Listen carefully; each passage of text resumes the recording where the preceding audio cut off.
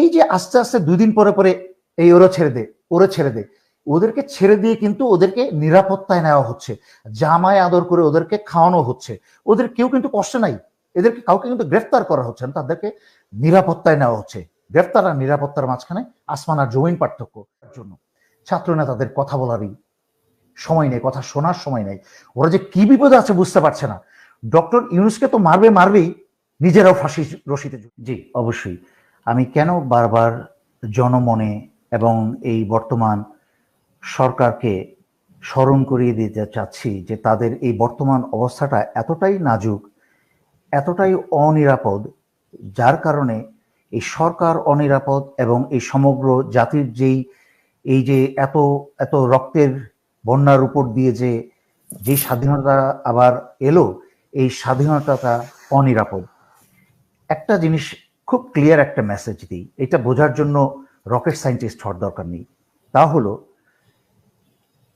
প্রথম কথা হচ্ছে যে সকল ক্ষমতার কর্ণধার, সকল অ্যাডমিনিস্ট্রেটিভ পাওয়ার বা এক্সিকিউটিভ পাওয়ার কিন্তু এখন হাসিনা এবং ভারতের রয়ের বসানো রাষ্ট্রপতি চুপ্পুর হাতে।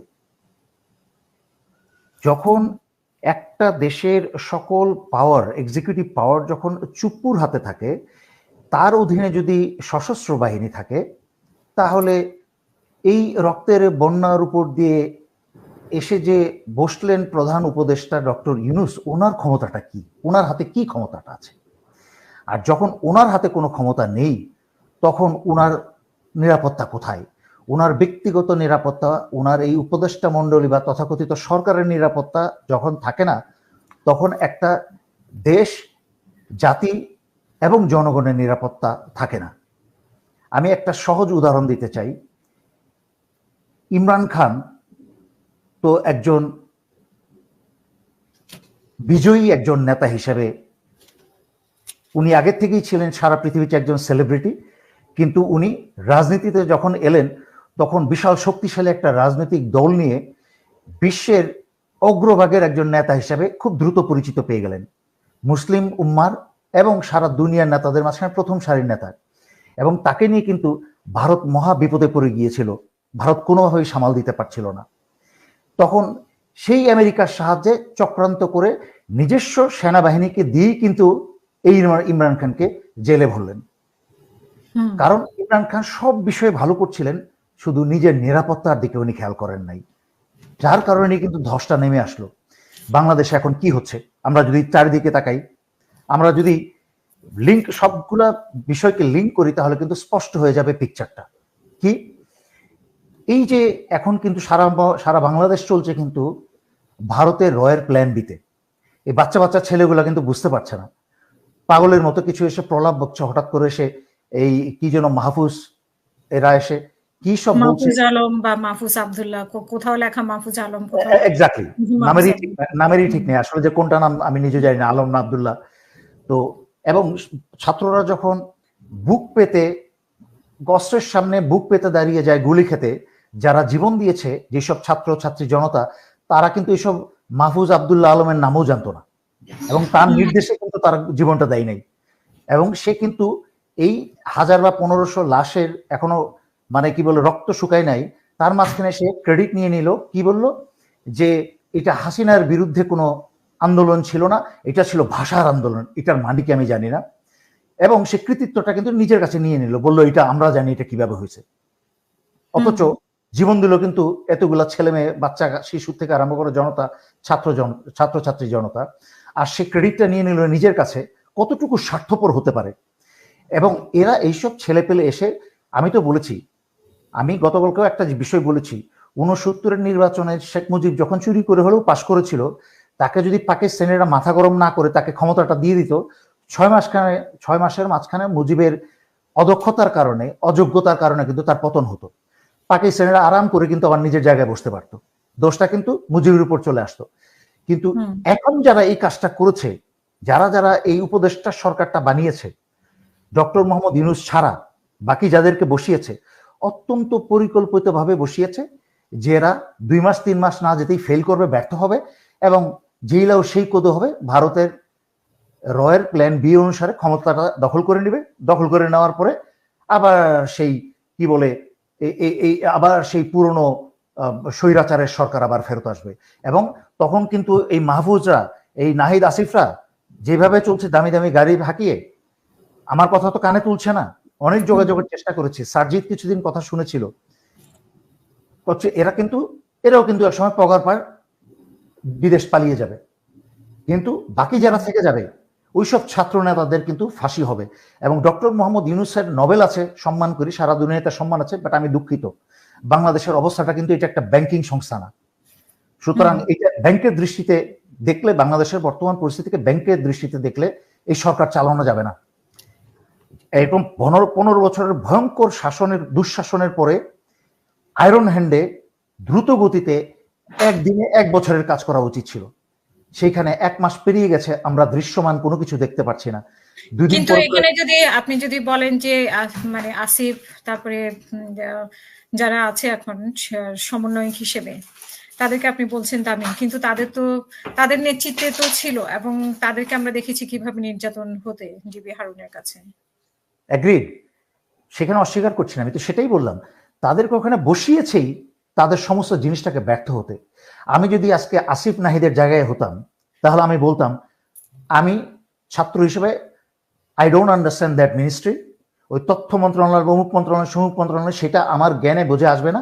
আমি যেই বিদ্রোহ করেছিলাম, যে বিপ্লবে শুরু করেছিলাম, সেই বিপ্লব নেতৃত্ব দিয়ে আপনাদেরকে আমি নজরে রাখতে চাই আপনারা কিভাবে কাজ করেন।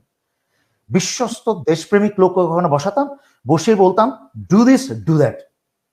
আমি করতাম কি, আমার বিপ্লবের নেতৃত্ব দিয়ে আমি আমার ছাত্র ছাত্রী জনতার সংগঠনটাকে আমি আগুন জ্বালিয়ে রাখতাম। আমি হয়ে যেতাম এই বাংলাদেশের পাহারাদার, আমি হয়ে যেতাম এই সরকারের পাহারাদার, নজরদার। কি করছেন আপনারা?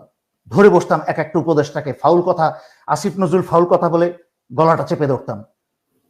তোমাকে এখানে বসাইছি আমাদের পক্ষে কাজ করার জন্য, আওয়ামী লীগের তাবেদারি করার জন্য না। ব্রিগেডিয়ার শাখাওয়াত, ওনাকে ধরে বসতাম যে আপনি এসেই আওয়ামী লীগ এবং ভারতের পাচাটা শুরু করছেন, গেট আউট, বের করে দিতাম ওখান থেকে ধমকটা বেড়ে। কিন্তু কি হচ্ছে, তারা বসে গেছে ওইসব চেয়ারগুলোতে। বুঝতে হবে আমার কথাগুলোর মূল্যগুলা। যার ফলে আপনার মনে হয় যে ওদের আন্দোলনের পেছনে ওদের উদ্দেশ্য ছিল, মানে ওদের কয়েকজনের যারা জীবন দিয়েছে বা যারা অসুস্থ আছে তাদের কথা বাকি দিয়ে তারা হয়তো সত্যিকারের আন্দোলন করেছে বা সত্যিকারের আন্দোলনের জন্যই জীবন দিয়েছে, কিন্তু এদের কিছু সমন্বয়কের উদ্দেশ্যই ছিল যে এভাবে মানে অন্যদেরকে ব্যবহার করে ক্ষমতায় যাওয়ার। না, এটা না, এটা ঠিক না। ওরা আসলে বুঝতে পারছে না খেলাটা কোন দিকে যাচ্ছে, ওদের মাথায় ধরছে না। আপনাকে বুঝতে হবে যে এরা ছাত্র, এরা দুনিয়ার কোনো, আমি যেই সাবজেক্ট থেকে কথা বলছি, আমি দেশের বিভিন্ন সাবজেক্ট দিয়ে কথা বলছি, তার মাঝখানে আমি বলছি নিরাপত্তা। আমি নিজেকে নিরাপত্তা বিশ্লেষক বলবো না, অন্যান্য অনেক বাটপার আছে যারা এই গত 15 বছরে নিরাপত্তা বিশ্লেষক হয়েছে মাশরুমের মতো। আমি কোনো নিরাপত্তা বিশ্লেষক না, সেই জ্ঞান আমার নাই। বাট একটা সাধারণ জ্ঞান থেকে সারা দুনিয়ার খবর রাখার চেষ্টা করি, পড়াশোনার চেষ্টা করি, সেই জ্ঞান থেকে, এই যে বললাম রকেট সায়েন্টিস্ট না, যেই স্বৈরাচারী শেখ হাসিনার বসানো সকল বাহিনী প্রধান রয়ে গেছে, স্বৈরাচারী শেখ হাসিনার সকল সিভিল প্রশাসনের সকল জায়গায় তার লোক, গত 15 বছরে একটা স্তর না, 2টা স্তর না, 4টা 5টা 6 স্তর পর্যন্ত কিন্তু ভারতের এবং হাসিনার মানে ভারতের লোক রয়ে গেছে। সেখানে how do you expect doctor মোহাম্মদের ইউনূসের, উনি 10টা নোবেল নিয়ে বসলে ওনাকে কাজ করতে দিবে? আর ওনার তো এই গ্রাউন্ডে তো ওনার কোনো অভিজ্ঞতাই নেই, জিরো।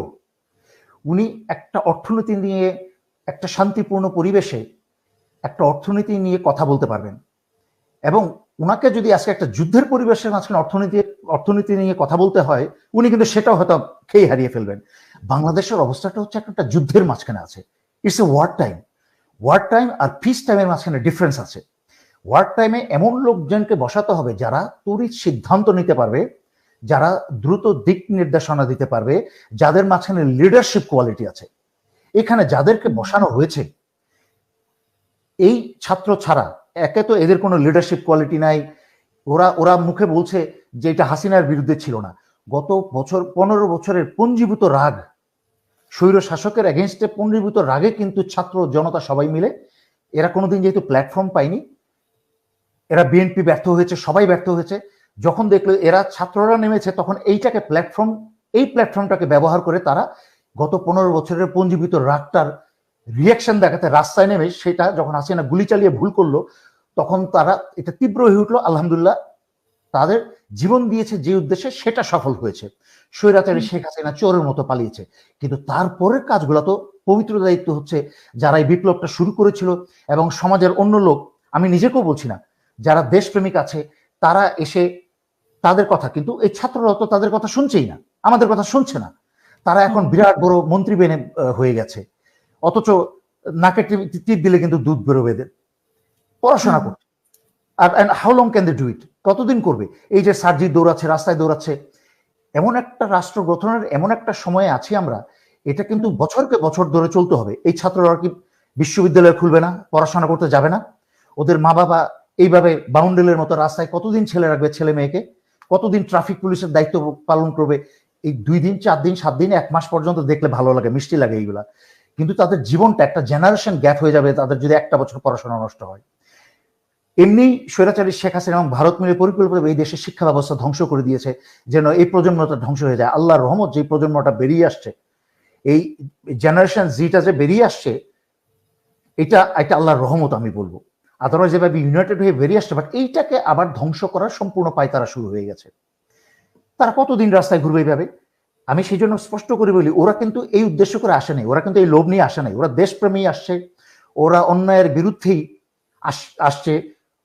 কিন্তু কেউ কেউ পেছন থেকে তাদেরকে এক্স্যাক্টলি ওই যে বলেছি, রয়ের প্ল্যান বি, এটা তাদের মাথায় এটা ঢুকবে না, কিন্তু তারা সরকারকে বিতর্কিত করার জন্যই এইভাবে সরকারটা গঠন করা হয়েছে 100%। এই যে আজকে তৌফিক ইলাহি ধরা খাচ্ছে, কালকে উমুক ধরা খাচ্ছে, এগুলো সব নাটক। এইগুলা রয়ের বহু আগের করা প্ল্যান। যখন বাংলাদেশের মানুষ ডুগডুগি বাজাচ্ছে 5-7-10 বছর ধরে, কিন্তু এগুলো সেট আপ করে রেখেছে যে কখনো যদি এমন সময় আসে তাহলে তাদের প্ল্যান বি কি হবে। এদেরকে হাসিনা যখন অনেক মন্ত্রী মিনিস্টার কিন্তু দেশ ছেড়ে, হাসিনার পতনের আগে দেশ ছেড়ে পালিয়ে গিয়েছিল জুলাইয়ের ফার্স্ট উইকের দিকে, হাসিনা খেপে গিয়ে তাদেরকে আবার ডেকে ফেরত নিয়ে এসেছিল বাংলাদেশের ভিতরে। এই জন্য কিন্তু অনেকেই ধরা খেয়েছে, দেশের ভিতরে থেকে গেছে। কিন্তু এই যে আস্তে আস্তে 2 দিন পরে পরে এই ওরা ছেড়ে দে, ওদেরকে ছেড়ে দিয়ে কিন্তু ওদেরকে নিরাপত্তায় নেওয়া হচ্ছে, জামায় আদর করে ওদেরকে খাওয়ানো হচ্ছে। ওদের কেউ কিন্তু কষ্ট নাই, এদেরকে কাউকে কিন্তু গ্রেফতার করা হচ্ছে না, তাদেরকে নিরাপত্তায় নেওয়া হচ্ছে। গ্রেফতার আর নিরাপত্তার মাঝখানে আসমান আর জমিন পার্থক্য। এই জিনিসগুলা যারা আমার কথাগুলো বুঝবে, আমি এই যে প্রতিদিন কেন নিজের এত ব্যবসা বাণিজ্য সবকিছু স্যাক্রিফাইস করে কেন চিৎকার করছি, আমি তো বারবার বলেছি আমি কোনো রাজনীতি চাই না, কোনো দল চাই না, আমি কোনো ক্ষমতা চাই না, কিচ্ছু চাই না। I don't want anything. আমি আলহামদুলিল্লাহ যেখানে আছি আলহামদুলিল্লাহ ভালো আছি, কিন্তু এত সময় ব্যয় করে এই কাজগুলো কেন করছি? মানুষের চোখ খোলার জন্য। ছাত্র নেতাদের কথা বলারই সময় নেই, কথা শোনার সময় নেই। ওরা যে কি বিপদে আছে বুঝতে পারছে না। ডক্টর ইউনূসকে তো মারবেই, নিজেরাও ফাঁসি রশিতে ঝুলবে। বারবার উদাহরণ দিচ্ছি, 75-এর ঘটনার পরে কিন্তু জাতি মনে করেছিল সব সমস্যার সমাধান হয়ে গেছে। সেই ফাঁসি কিন্তু হাসিনা এসে 2010-এ কিন্তু সেই 2009-10-এ কিন্তু সেই ফাঁসি কার্যকর করেছে। তাই বলছি, এই ছাত্ররা যদি কথা না শুনে, আমাদের এগুলো যদি না শুনে আমলে না নেয়, ওদের বয়স এখন 22, 23, 24, ওদের বয়স যখন হবে 30, 35, অথবা খুব দ্রুত ফাঁসির রশি কিন্তু গলায় নিতে হবে।